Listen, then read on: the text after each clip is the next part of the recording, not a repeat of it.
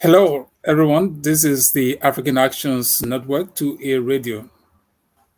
This is a roundtable discussion, and once again, we are here, and um, I have with me Dr. George Gopu and Mr. George Numo. For the purpose of this program today, we allow them to introduce themselves for those of you who are watching for the first time. But we're going to talk about Liberia's elections. Most of you are running around and have your respective candidates. But what is important to all of us is Liberia and a very peaceful elections. How are you going to vote? We're looking around and seeing all of those things that happen in Liberia. Fabulous campaign. Everybody running around. You Liberians, you are so anxious. You want to see the best of government. But do you know who to vote for? Do you have your own checklist as to who you're going to be voting for? Well, for the purpose of today's election, we're looking at the presidential elections and who's going to win this election. Is it George Weah? Is it Tiawan Gonglo? Is it Alexander Cummings? Is it Joseph Walker? Or any of the other lists below, names below? But to dig deep into this program, we have brought on board these two personalities who are prepared to discuss the issues. So, Mr. George Numo, how are you? Oh, I'm fine. And Who is George Numo? Thank you for asking. Who is George George Numo Numo? hailed from Liberia. Oh, and George Numo worked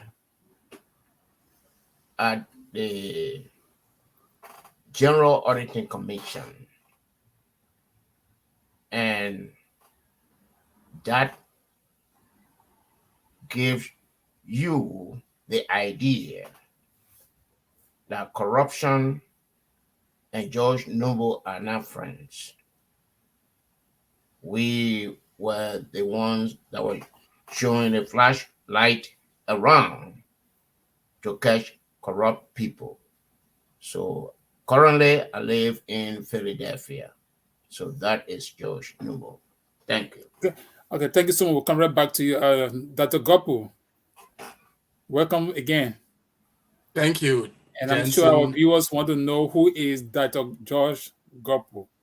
Thank you. I'm happy to be here. Dr. Gompu is the vision bearer and standard bearer of the African Democratic Movement of Liberia, one of the political parties in Liberia. I have served as Deputy Finance Minister for Budget in charge of the Liberian government budget. I am an economist. I'm a college professor. I'm a public servant. And I love Liberia and love to have these kinds of opportunities to discuss with fellow Liberians on the future of our country relative to this election, to delve into the qualities of candidates that voters will find attractive, to make them the winning candidates in this election. Although nothing is over until it's over, so I will not attempt to say who will win, but to do some discussions and some analysis of what we are observing. So thank you for the chance to be here to discuss with you all. Okay, thank you so much. Our very first issue now is who is going to win the 2023 elections? Whether we like it or not, somebody among those candidates will have to win the elections. The Constitution of Liberia says 50% plus one vote means you win the election. And by our own calculation, that should be about 1.2 million plus votes to give someone the first round. George, let me start with you. Who do you think, from your observation, is going to win this election, and why could be your reason? From my observation, and as I stated over and over on this platform, I believe that Joseph Boakai will win the election in the first round. But Why? currently, because the Liberian people on that day will decide, and because of signals that we have been seeing, and because of what we saw, when people, on higher people, organic people, walk in the rain, walk in flood from the rain that could reach to their needs, to go to the ATS and see, have a glimpse of Joseph Boakai and hear what he stands for. I believe he will win in the first round. But I feel that none of the opposition political parties, including the Joseph Boakai Unity Party, looking at these things that will lead to election that will not be free and fair. They like the Joseph Boakai people, they are taking everything for granted. They feel that no, Boakai has already won. And I saw this before during the Kuyamangba coup. Well, Kuyamangba was just looking in the sky and said, Papa will soon come. Thinking that America, as promised by Archie Williams, that America, Lockheed, was going to send helicopter gunboats to protect Kuyamangba. And I feel, that is what is going on within the Unity Party. But put that aside, we are going to win the election. I'm not Unity Party man. We the George, we the Joe Boakai supporters are going to win the election in the first round by Mr. Nomo, let me ask you. We want some scientific answers here. okay. Is it because you saw crowds, so you think Joseph Boakai is going to win the election? What are some of the figures? What is your own prediction? Why? What gave rise to your prediction? And besides that, how many persons you think turned out on the day on what September 17 for Unity Party launching? Give us some scientific reasoning that we can really say yes. What you say we can follow that. First, I do not believe that Joseph Boakai is going to win election on the first round. Let me be honest with you. First, it's common sense. I've been supporting Joe Boakai for the past 2-3 years because I felt that he is the right person to provide solution.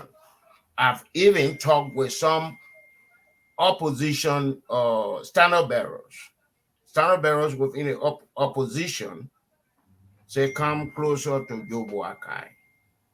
So I was given the crowd as the reinforcement of my resolve. So nothing about crowd, because let's say because I saw the crowd, so I'm now supporting Joe Boakai. I've been supporting him. No, it's not a support. It's not a support. I'm talking about your decision. In fact, I will come back to you because this is an issue. But let me clarify your point. Before the crowd, What did I say here? I said Joe Walker was going to win by 52%. That was before the Sunday crowd. Well, you know why? I will before I get back, I will come back to you. But before I go to that Gopu, I was reading. In fact, I did such information. ATS, the capacity of ATS is 10,000 persons. Okay. I posted a comment a few days. I said that gave all of you the reasoning, the CDC and the UP, because you're following crowd. If we multiply 10,000 by 10, that's 100,000 persons. So those who build the ATS, they said about 10,000 persons is the capacity of that stadium. So for me, I want to multiply that by 20. So if you get 200,000 persons in the ATS and around the ATS and around, you're still not going to win election because you need what? 1.2 million persons. So we're talking about reasoning. So I will come back to you to give me some more logical reasoning than what you just said. That'll go let hear from you. What do you think will win election, and why do you think, or what are some of the factors you believe we can attribute to any particular candidate to say they will win the election on first round? Yeah, I think that we have a situation in Liberia where many of the voters have never worked before. The young people, right? They have no idea about the job of the president or the job of the senator or the representative who they are asked to elect. Mm-hmm. So the voters have a difficult task, not having any professional experience, most of them not having any job experience. So what I observed is that the voters tend to follow a candidate and tend to support a candidate on feelings, emotions, and things that make them make that candidate attractive to them. And from what is happening now, in light of what has happened in the past, how George Weah became the most likable and the most attractive candidate in 2017. The voters having seen some results of George Weah's leadership and administration, I see a shift occurring to another perspective of looking at other variables. I see voters leaning towards searching for candidates with wisdom, somebody they can trust, somebody they can confide in to advocate for them, and someone with maybe a higher level of intelligence. So this kind of shifting that I see occurring, I think is same like is going to benefit the candidates that are associated with these variables, like someone who they consider to have more wisdom. So in that regard, I would not say exactly who will win this election, but the way things are looking is clearly shifting away. It has clearly shifted away, or is shifting away from the kinds of characteristics that voters were attracted to in 2017 that led to George Weah being the preferred candidate.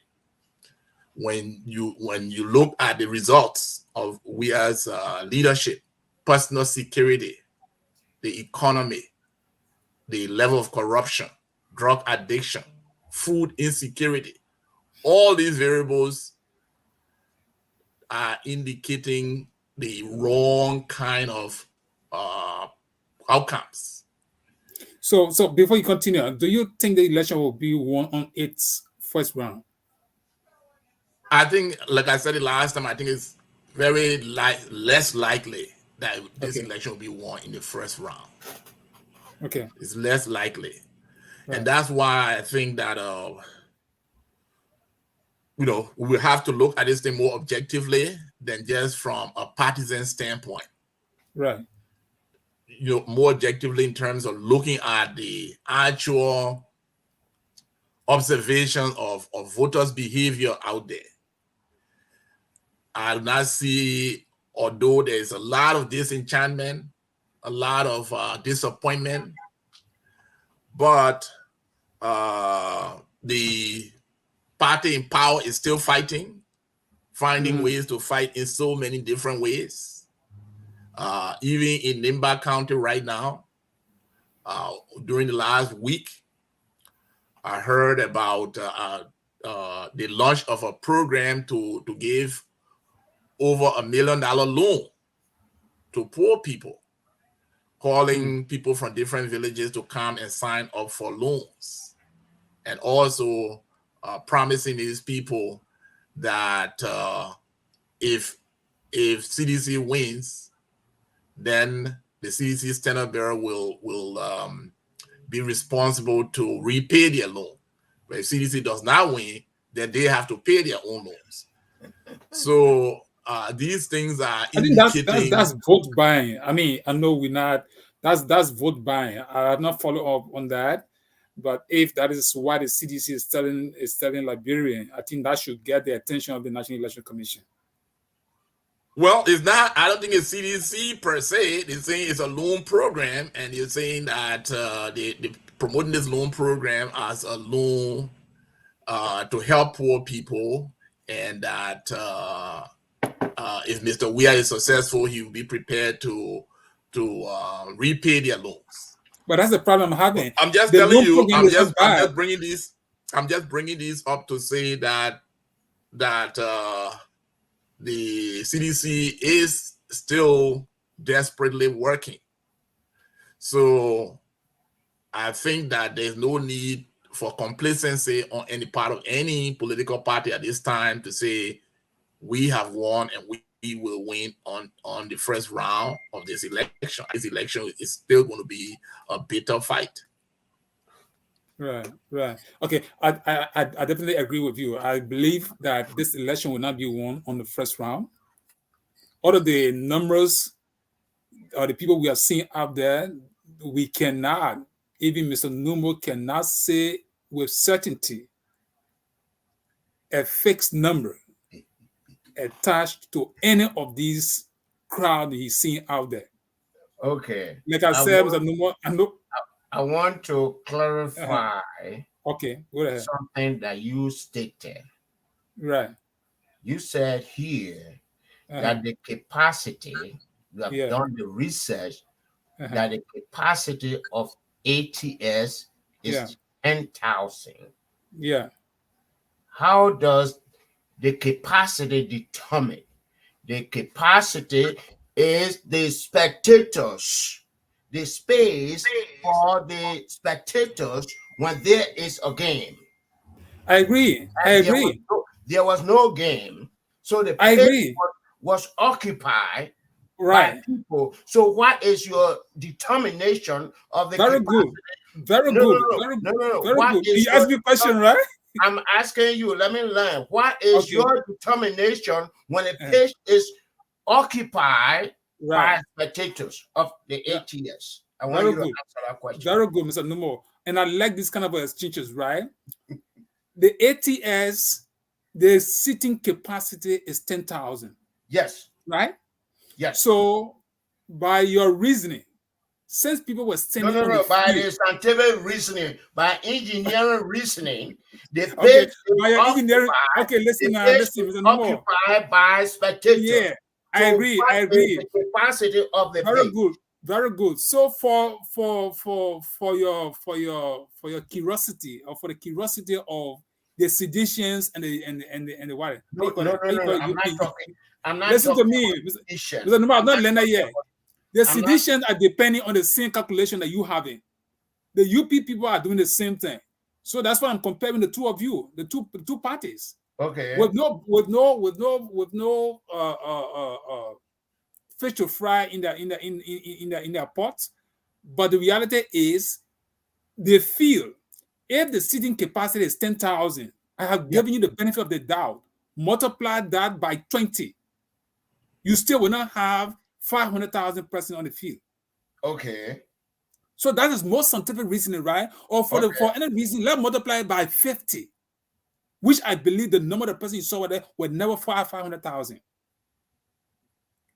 Because those who even if the number of people were 500,000, that doesn't tell you that 500,000 people are going to vote for you. I agree. I agree. Yeah, so even if you have 500,000 people out, I was on that in that area years ago when Kwame Yure launched his campaign, and he had very big crowd, very large crowd. Mm-hmm. Mm-hmm. But the election result did not show that at all. That's a fact. So yes, it's good to look at the crowd, but to factor it into some type of model that say this size of crowd lead to this. Clearly, the group that came out for Unity Party was highly enthusiastic. Right. And you can say that level of enthusiasm can help build momentum. Right. But this is politics. It changes from day to day, especially when you're looking at young people. Young people politics is not like the politics that is based on ideology. Ideological voters tend to be more dedicated. Right. See? So those young people, 17 years old, 18-year-old, 19-year-old to 25 years old, most of them can flip at any time. Anytime. Right. Yeah, so you cannot just look at their movement and their exuberance and say, I have this election won. Well, that's good. That's good. Mr. Noble, let me add a piece to that and then give you a chance to respond. I listened to Yeka Koluba. I think this morning I listened to him. Mm-hmm. And Yeka Koluba, most often, I'm not his fan when it comes to his participation in the Civil War. But he has won my mind to the point where he speaks his mind truthfully. And I like people who speak truth to situations. And he said this to the Unity Party people and all of those who believe in that they got crowd, that they believe they have won election or they will win election on first ballot. And his advice to them was, like Mr. Gopu have said, you cannot sit and see the number of the person over there and conclude that you won the election. Mm-hmm. Because we all must guard ourselves against violence, electoral violence, during election and after election. So when people just sit and we that are trying to guard the people by these discussions, it will just sit and say, well, the number we saw there were 1 million present. The very young people that Mr. Gopu is talking about, they take this information with them. So when the Unity Party, fall short of the number, they will tell the people, oh, they cheated us. So we all must be mindful as to how we tabulate or we try to, look at the figure. And that's why I asked a specific question. Okay. Why do you think, what are your reasoning to think that you will win election on first round? You have not answered that yet. Oh, Jensen. Yeah. When I am speaking, you have to listen keenly to what I say. All right. What did I say, about the Unity Party? They are complacent. They feel that they have already won the election. And you added that here, right? I said that. Right. I said that here today. Yeah. Okay. Now, Yeka Koluba, I like him. I'm supporting him because he says his mind. Right. But with this stadium issue, I said reinforce my conviction. The crowd I saw, I talk about people walking in water to their needs. And that's what I said. But for me supporting Joe Boakai, that was 3 years. That I know. There's no question about your support. That was 3 years down the line. But the things that will make this election or free and fair, the opposition parties, they do not have any clue of how to approach that, including the Unity Party. And I feel that what we're to be discussing here, instead of discussing, who will win or who will not win, or within the opposition. Well, so when you ask me that question, I will tell you who will win. And what I've been consistent, what I said is that Joseph Boakai will win by 52%. Okay. And that's it. This is the same. Yeah, I think that go ahead, Dr. Gumbo. Yeah, I think that every candidate in this race who's serious should prepare themselves strategically and resource-wise to take this election into the second round. And that's how people lose election. Because when you go into election, say, I'm going to win on the first round, and you make your budget and your resources just for that first round. When the second round comes, or the results come, and you have to go into the second round, then you say, well, we're not even going to participate in the second round because we know the people, already cheated us, or what's it? Even the voters themselves, they get, that's true. You saw what happened in 2011 when CDC ran out of money because they didn't have resources to go into the second round. They just said, look, we're not going to accept no second round. We're not even coming there. You see? So any serious candidate has to say elections is not over until it's over, until we've counted the votes. Right. And so there are a lot of risk out there. The winning an election is not just about how many people like you, but those who like you, are they going to turn out? Right. Are they going to turn out? How do you ensure that they turn out to really vote? How do you maintain the momentum? So, a week is a very long time in a political process like this.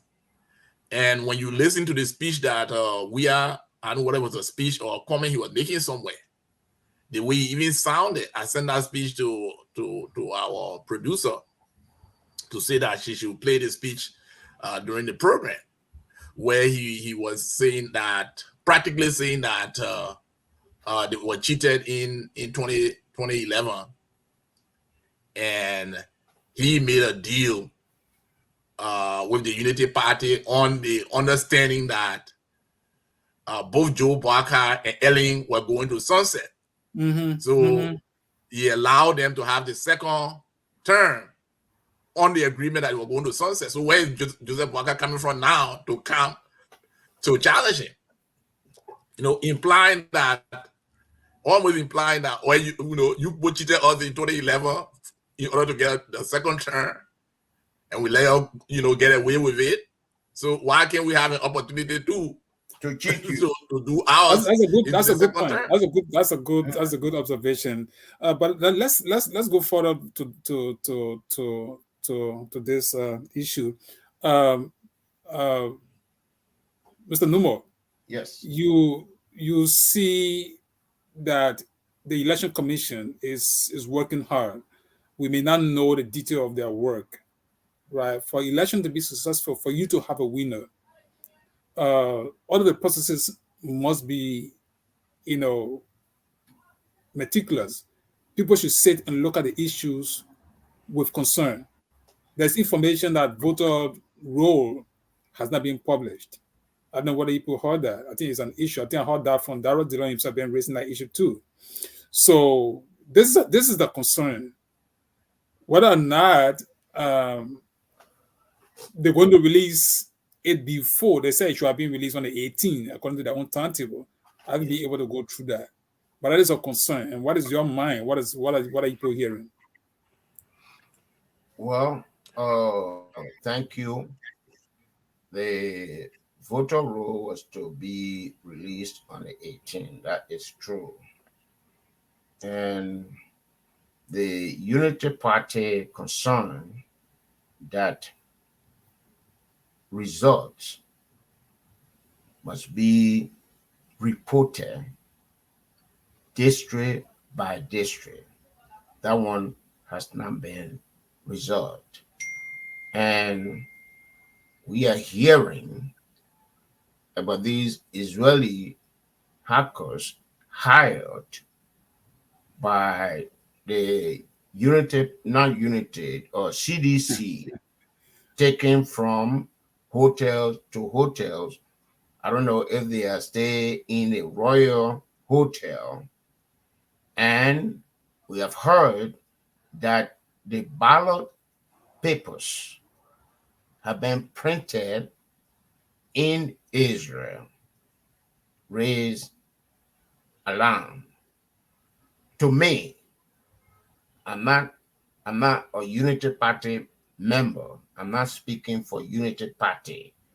And that's why I said, no, the people in the Unity Party feel that no, they have already won the election. So no, these are concerns, and they should not be the concerns of only the Unity Party or the opposition political party. So that is my stand on it. I think all the opposition political parties need to come together and present a united front. That Gopo, you heading a political party. Are you people following up on some of the shortfalls or some of the issues that are spotted, from the electoral process? Yes, I saw a press conference yesterday.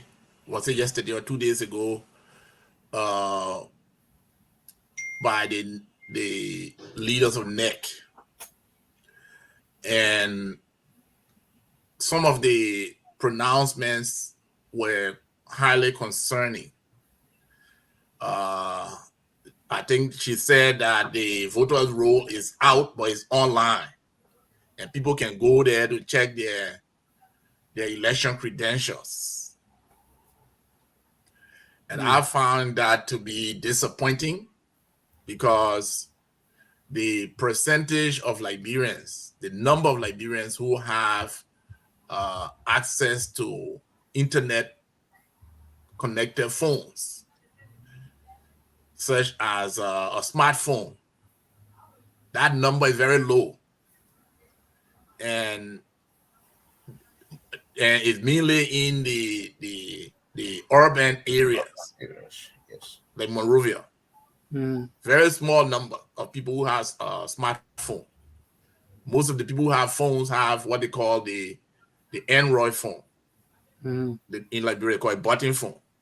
Okay. So those phones cannot access a web page to check your voter registration credentials, especially where the literacy rate is so low in the society. You see? So she said that the physical list will be out, and it will be distributed and posted at all of the precincts. But Mr. Numo is there. Dr. Kubo, just a second. Mr. Numo. Yeah, I'll be back. Okay. All right. But you should have left it just open. All right. Okay. Sorry, Dr. Kubo. Yeah. So that is concerning, and that is disappointing. And I think we will continue to follow it. Okay. And maybe respond to that information. But I don't think I don't think it's very serious to expect that people will go online, Liberians will go online to check whether their names are there and all of that. I don't think that's. I think that this is why I think what Mr. Numo spoke about too. I agree with him that most of you, the stakeholders, political party leaders, you all should do better than this, because it's not just about an individual, and we do not know whether you put coordinating political parties, because if you are not coordinating, you cannot solve the problem. For example, if this is something very important and the political parties decide to have a meeting, outside of election commission, they came up with a joint statement that will have more weight than seeing like Darrell Dillon go stand in front of the election commission and say, well, I can't see this and this and that. I don't think that's the best approach. Even senators themselves, if Darrell Dillon has a concern, write a communication to the floor. The Senate is still in session. They can take it holistically and say, well, the voters' roll should have been released on the 18th. They would have summoned entire commissioners to appear before the Liberian Senate and tell them why they did not, take the action they needed to take as per the electoral guideline. Now, if political parties cannot do it, you all want to wait until maybe election is a few days from now. So this, I hope that you people follow up on that. Jensen, thank you very much. We here been blaming the journalists, the civil society organizations, the lawyers. But that is not the role of a political party. Political parties need to make efforts. They have one person that they are confronted with. And I believe the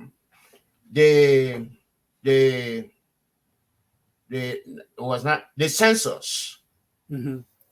All the political parties got together, with the exception of ANC, and issue a statement. So everything they hear that will pave the road to election that is not free, election that is not fair, they need to unite their efforts to approach NEC, the international partners. And I feel that if this election is rigged, the people I would blame would be the political parties, the opposition political parties. Because they are not working together. Yep, they are not working together. Up to now, I don't see a political party who say, all the poor workers, I have them. And I think that's a very serious issue. Not a single political party, including the Unity Party. I think that's politics is not hatred. People should be talking. Yes. Political leaders should be keeping conversations on the issues, on the national issues, on the issues of elections.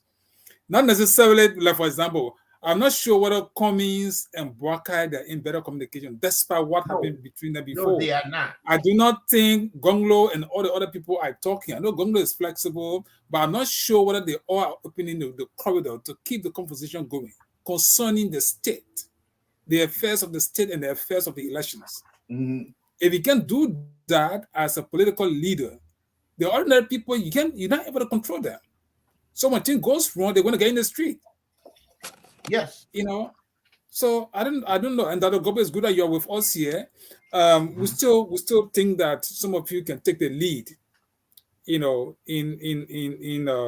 getting political leaders, even the religious leaders themselves. People are, I don't know what is happening in Liberia, whether Liberia is becoming a failed state. I know people don't like to hear these words, these kind of phrases. But religious leaders themselves should be having meeting, the council of churches, come up with a position statement on some of the critical issues to help Liberia to not fall back. Election is a serious matter. People come from election to go back to war, civil crisis. We do not hope that this kind of situation will happen. Civil society organizations, we can't just say political parties.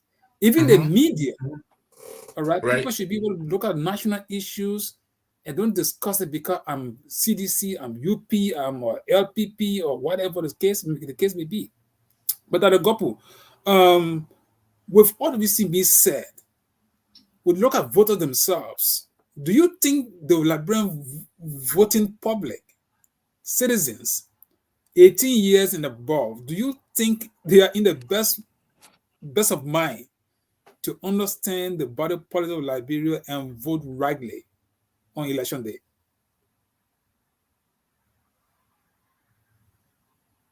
Well, no. So many of them are not ready. There are so many people who are still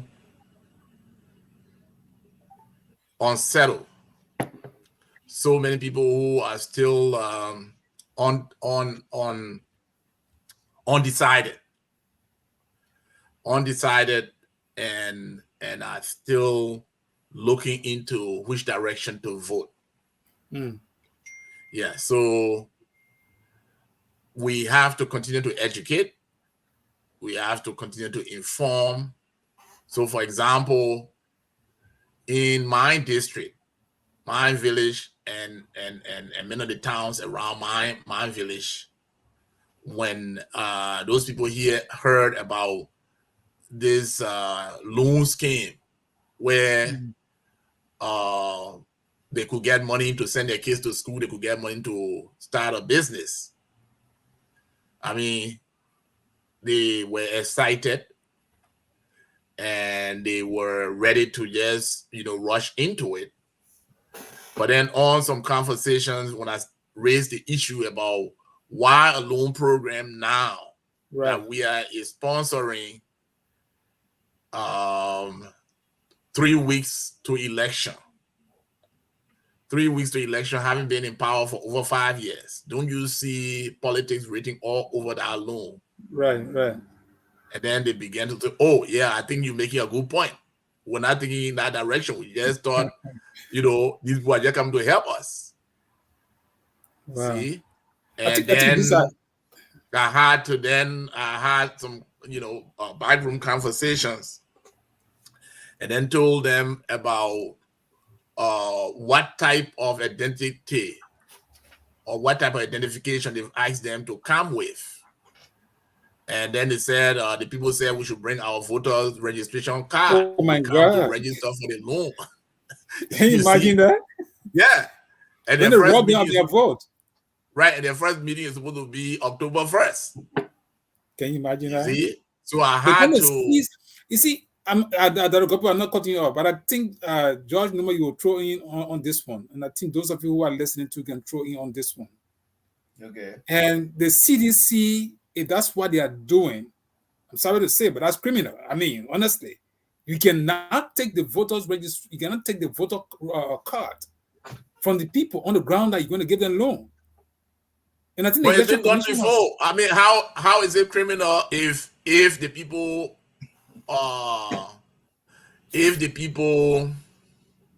is unethical? But is it criminal if somebody voluntarily gave you their voter registration card? It's not voluntary. Is that being voluntary? If it is people, you tell them, say, bring a voter registration card, I give you money. If it is conditional, right? It is not. And as you said, okay, it's happening. If they come in and say, I have a loan program to help you, the identification I require to fill in the form is your voter's registration card. That's a condition. So is that criminal? It is condition. Yes, that condition. In a rational person, the rational man's mind, the eve of election, like you regularly said, you are an accountant. Loan agreement, there will always be a structural agreement for people to sign. The condition of a loan is not just to bring your voter registration card. Right. So what they're saying is you bring the card as your identity, and we use the card to then fill in the loan application forms. You see? And I've told them that this is risky. Because no, it happened before. It happened before in previous elections. In certain parts of Liberia, there were a group of women who reportedly reached out to so many young people, and they started being really nice to them with food and other things. And then they offer these young people that in order to secure their voter's card, they will they suggested that bring the voter card, me keep it for you.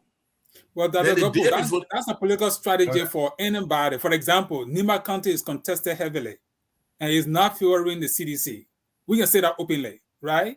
And then if the CDC will want to say, look, we get a loan program for you people and then go directly in Nima County. And then tell the people, bring your voter registration card. CDC as a ruling party, a government, should not even think of that.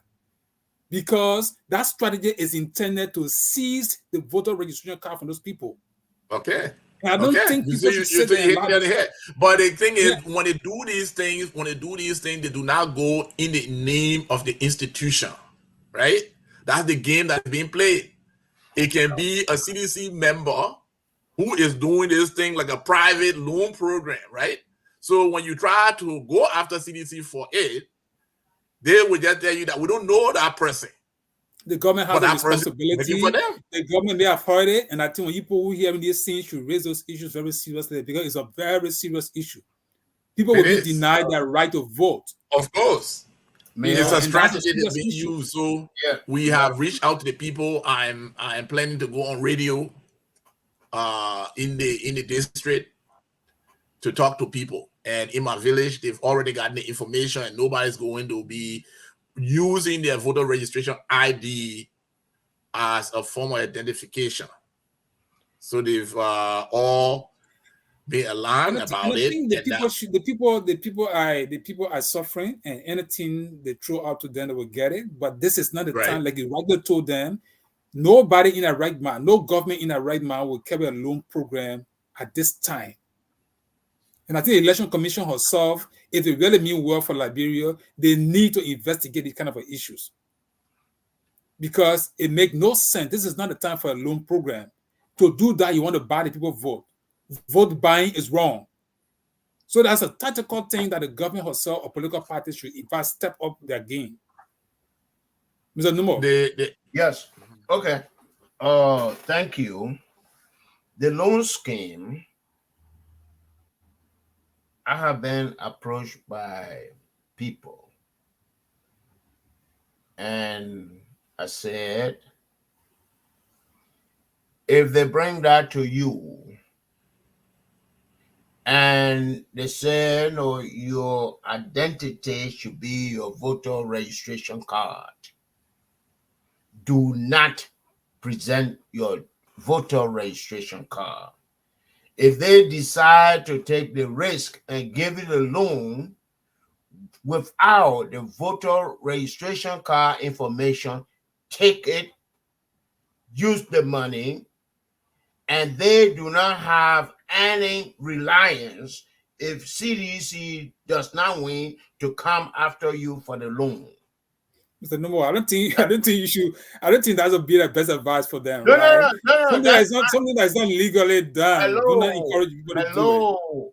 Hello. Yeah. They feel that these voters are desperate and they want to capitalize on it.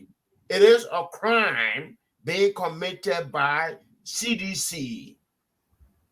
And my advice is for them to show their voter registration cards. In fact, why if you give a voter registration card and they give you a fake voter registration card? No, you will vote in your district or in your village, and that vote will be irrelevant because the CDC NEC will register you that you voted for George Numo, who is a CDC candidate in that district, and you, John Brown, your vote for Amos Peter instead of George Numo will not matter.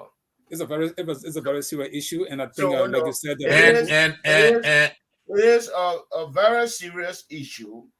And then the voters themselves. right. I heard in my village, some guys there, I mean young guys, saying, "Oh, Tianangbe came here, and that man got plenty of money." Yeah, he got a lot of money. And I told her, I said, no, is that what you want to vote for? Somebody get plenty money for his family, for himself? That is not true. So, election commission has not started any voter registration education as of today. And our people, my group is in Bolobo, is in Silicon, Should is it be in voter registration no, hold education? on, No, hold no, on. just a point. It's in Barracan today. The people in those villages do not know how to move forward because no politician have reached them, no Right. this person reached them, no voter education. I know that's the way I'm going.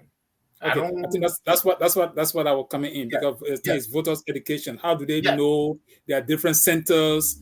How do they get to know the time to vote? There's a lot of things they need to take into consideration. And the only way the people can know is whether or not the election commission, implore people to do those kinds of jobs. If election commission cannot do it, political parties should be able to one to organize themselves and reach out to the election commission, engage them constructively, and raise those issues. Maybe they are humans themselves, why they are charged to do the election, but if there is a mistake on their part, they can be made to understand. And I'm sure jointly, political parties and election commission, they can come up with some reasonable means so that election can move forward. Having said those, what do you think the atmosphere is like right now in Liberia, Dada Gopu? Is it like the international partners are they keen to this election, or are they just say, what, we just sit and look at them, let's see what they're going to do? Or you look in the marketplace. I know you're not on the ground, but you have the people on the ground there. Liberian, besides they running around, some of the things we're hearing. The only thing I Yeah, heard, I think the atmosphere is quite tense, okay, quite exciting, but tense. I just okay, saw a release from the U.S. Embassy okay. group Today? this morning, Oh, I haven't seen that. calling on its staff to prepare for emergency. Really? Yeah, and that people should have 72 hours supply of emergency needs, food, Wow. water, This is a serious release. medicine. So we're still trying to analyze it Mm-hmm. to know what is The behind rationale, this. yeah.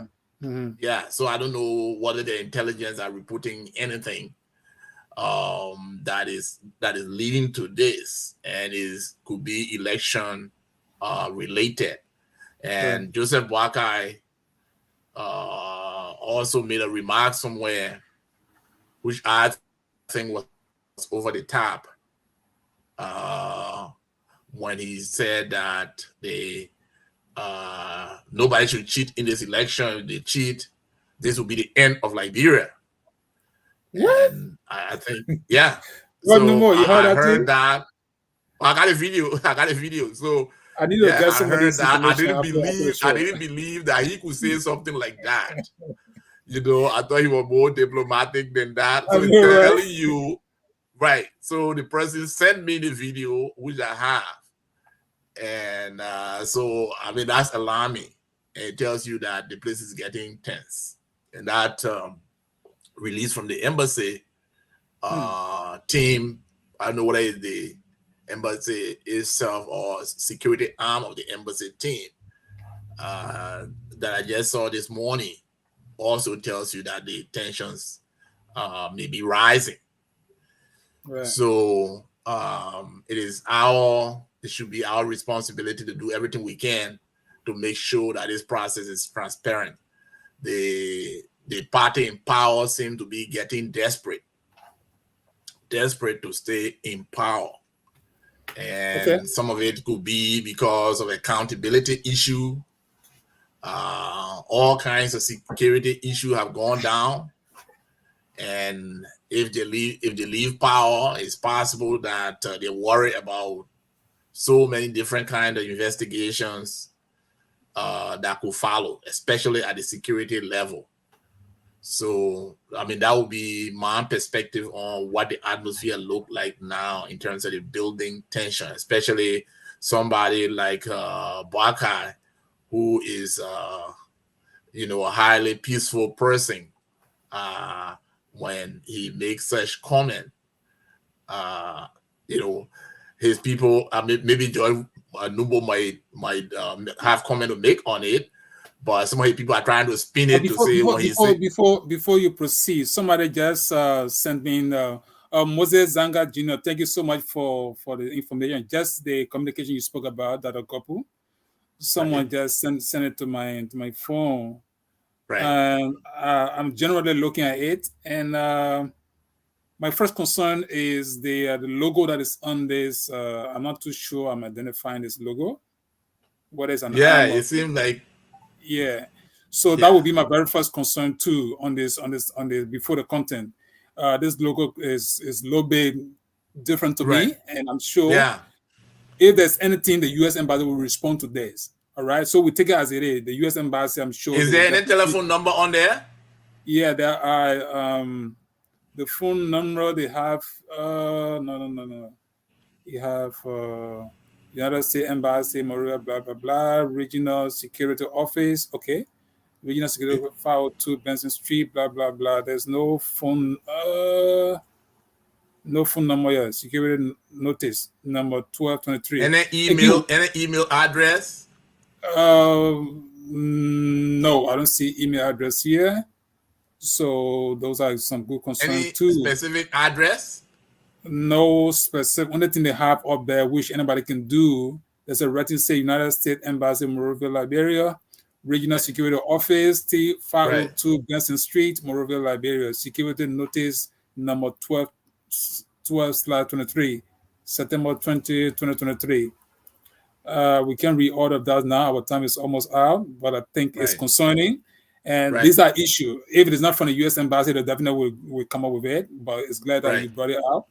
We want to say, Moses, thank you. We also keep eyes on them. And essentially, like you said, it says, let me just read the opening paragraph. It says, this notice is to remind all employees and family members of the need to be adequately prepared for emergency scenarios. Period. RSO advises all staff to take proactive steps to prepare for emergencies, including having adequate supplies at home. RSO recommends having a 72-hour emergency kit at home and a go bag in case the need arises to leave your residence. This is serious stuff. What to include in your 72-hour emergency kit and go bag? Food, water, medication, first aid kit, flashlights and batteries, multi-tools, important documents, cash, clothing, and blankets. This is concerning. Okay. Thank you. Yeah. Thank you, Mr. Jensen. I want to weigh in. Okay. That communication, I received it from the U.S. Embassy either day before yesterday or yesterday. It came from the U.S. Embassy. And that is the warning to their citizens of what is ahead. If is my if George Weah rigged the election. No. That's politics. That's politics bringing into this No. thing. I said the if That's is politics. That politics. No, that politics. We take the content as it is. Jensen, Yeah. when you allow somebody to speak, Yeah, go ahead. that person speak their mind. The if I Okay, said the all right, if go ahead. is But fine, sometimes, okay, all right. and By the way, let me inform you, we've gone 1 hour already, and I know that. so yeah. And all So, these things that are going on, but it's important the issue just I still like this. come back to the issue. Or in my village, certain politician went there, and what did the young people there say? The man get money, the money is rich, so we should vote for him. And I got the information. I explained to them how this man, the rich man, got his riches at their expense. So I feel that these things, like the loan policy that Ogumpu talk about, I have a relative in that same position in Hapo, who telling the women that Uriah Howard Taylor promised us a loan scheme, and she is coming back. So let's hold on until she come and give us the loan, and then we decide who we should vote for. And Ellen Johnson Sirleaf did it in 2011 during the shipwreck in Maryland County. She went there, said, those of you who have goods on the ship, you need to register to vote, and we will pay for your goods. And those people registered to vote, and Ellen Johnson Sirleaf paid their goods. How I know this is that I went to the shop and campaigned there and asked the owner of the shop to register to vote. I sent my son to pick up the lady to go and register to vote. And they did. And now I went back for election. I said, please vote for me. And she said, what you did for me, you see my shop, everything. Okay, Mr. No, hold on. Everything I needed is here. And it is because you asked me to register to vote. So that is the same scheme that CDC is using. CDC. So did they vote for Ellen? No. I could not go back to ask them who they voted for, but I believe they voted for Ellen. Okay, before we proceed, there's somebody who worked for the UN, and he just want to weigh in on this letter. Okay, they have some. Let me see what are we getting on. All right, and I think this is just something that is concerning, and we all.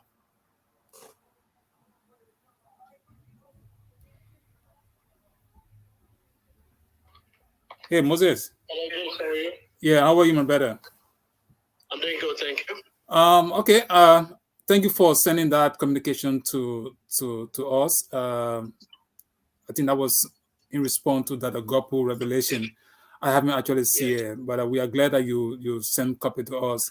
But what is your take about the content of that communication? Well, is it legitimate? First of all, this is a routine exercise.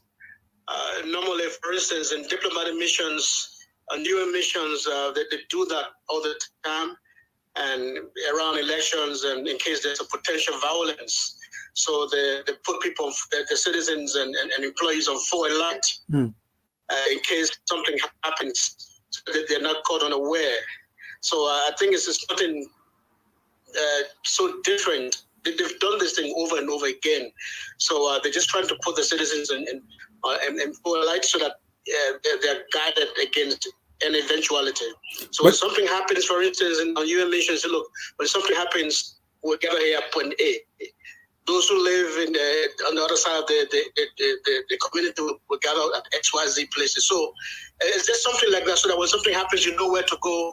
You know, you already have your things packed, so that when they say, okay, it's time for evacuation, you just pick up your gold bag and you're on the way. But that sent fear in the voting population or the citizenry. I said that, maybe the U.S. embassy has to clarify, but this is something Liberians, really understand. But those who are U.S. citizens, I'm sure Mr. Nubo understands exactly what's happening. So U.S. citizens know these routine.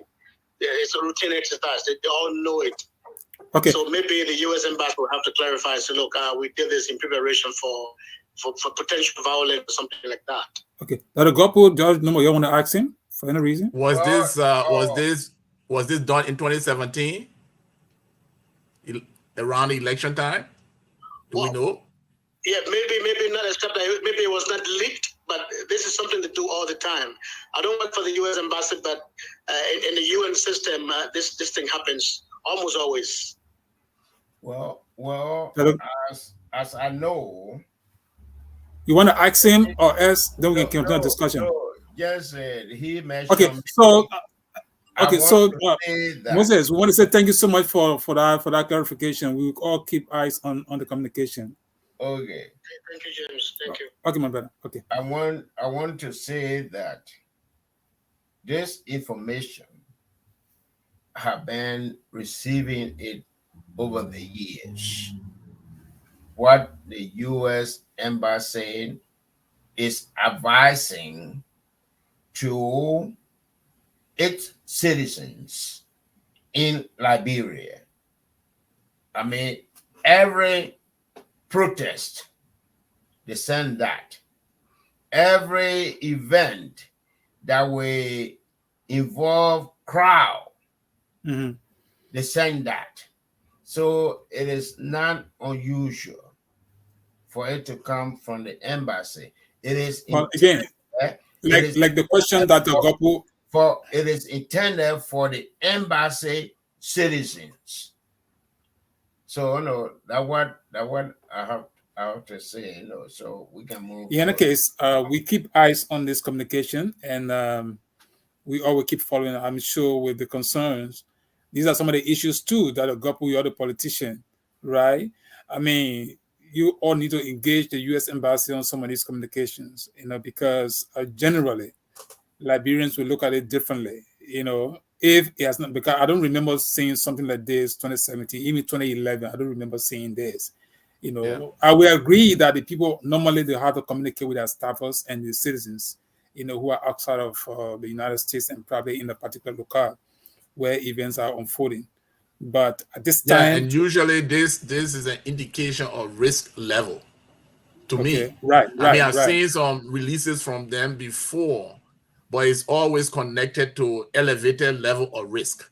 Right. See? So yeah. So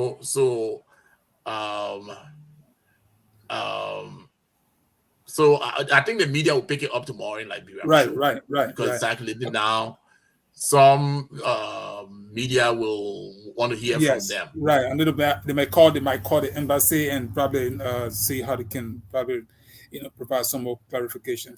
But again, we want to say thank you. Time is fast spent, and this was a fruitful discussion. And before you give your closing comment, there are a few comments here. I'm sure we can read all of them. But let me see. Kobo is listening.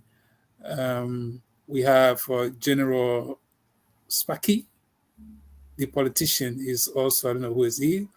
Kobe Mitchell, after getting on the rain and sun for them, they turn their back on us when they become president, forgetting to know we were the ones who elected them. Heartless gender. That Mr. Numo, I think that buttresses your concern, right? I pray God guide us in this process. It's only Him that can lead the way. I know John Moore will not agree with that one because of God business. Moses Zanga says keeping someone's voter's card is wrong and suggests a loophole in the system. What do they want to do with those cards? I agree with you, Moses. And Moses says again, that's Everywhere too. That might be okay. key. That's just a security advisory for U.S. citizens to take precaution. All right, we want to say thanks to all of you who participated and those who are listening. Keep posting your comments. We will respond to them when the need arises. But Dr. Gopu and Josh Numo, can we get a closing comment from the two of you? Yes, thank you so much. We all should stay vigilant. We all should stay in tune and stay informed with respect to the situation unfolding in Liberia. The security, the peace, and the transparency of this election depends on us all. Right. Clearly, the Election Commission is leading the way, but we citizens should stay alert. And I think this forum is providing a good opportunity to engage in this kind of discussion that can lead to the sharing of ideas and lead to taking action, appropriate actions to ensure that our country stays on a good democratic path that would deliver for our people. So thanks for the invitation to be here. Okay, thank you so much. Mr. Numo? Yes, thank you very much. And some of us have become a staple on this network. That's good. And we appreciate it.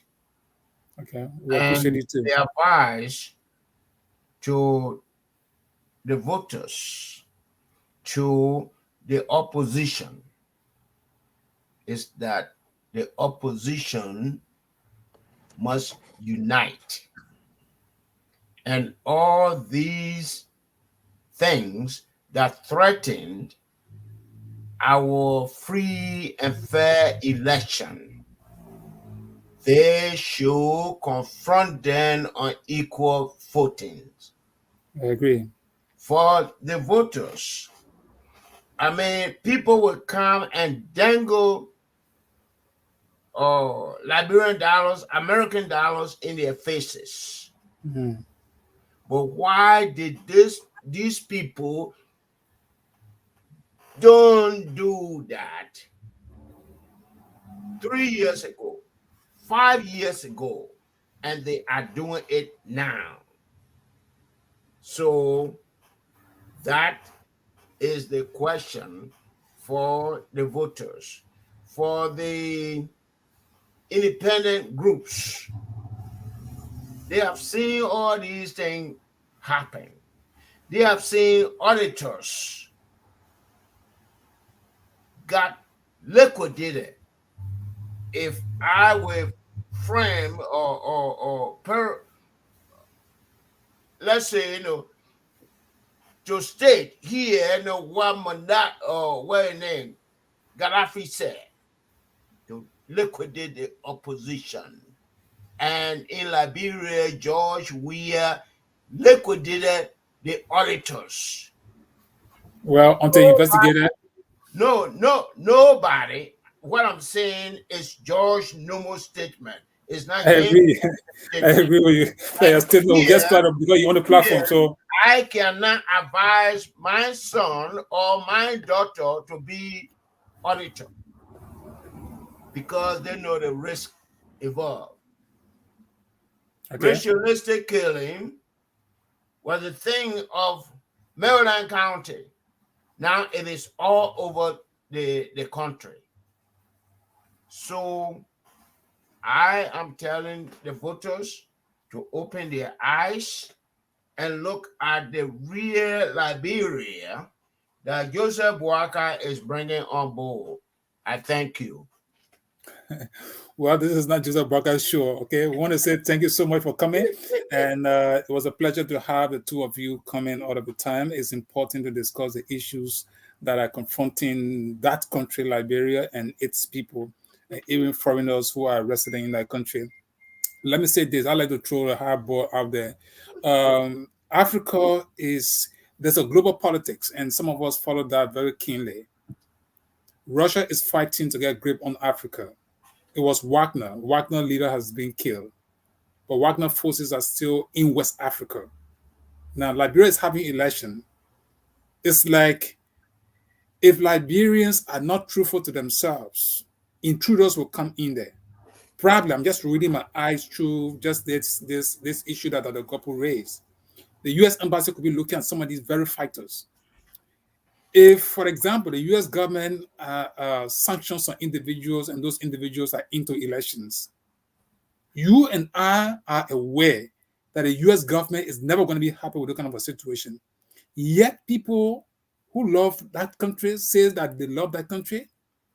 They look at those things. They know that Liberia cannot stand on her own. But yet people are challenged. It's like a challenge to the U.S. government. So a lot of things are happening. Election is just one event that is on the 10th of October.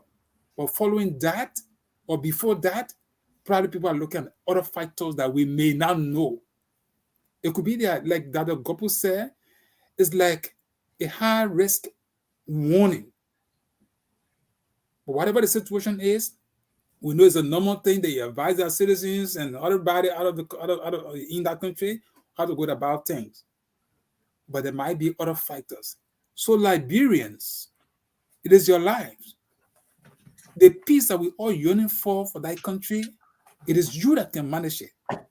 You have to say something when things are happening. Civil society, the media, political parties, religious leaders. You cannot sit in that country and don't discuss the issues that matter, the peace and security of that country. You will harm yourself if something went wrong. There are innocent children in that place. To protect them is to begin to discuss the issues now. The platforms are around. If somebody see my pay here, we don't pay people, come here, come and discuss the issue. We invite all of you that want to come and discuss the issue. Because what? Liberia. If Liberia make the mistake, there are so many global problems. I don't think the attention Liberia got yesterday. God forbid we have something. I don't think they will get our attention again.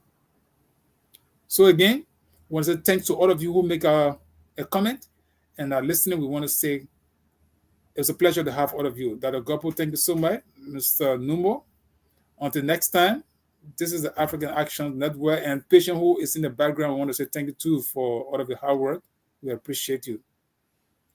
Okay, until then, we want to say have a pleasant and a wonderful day. And don't forget, pray all of the time. John Numo. Yes. Pray every day, right?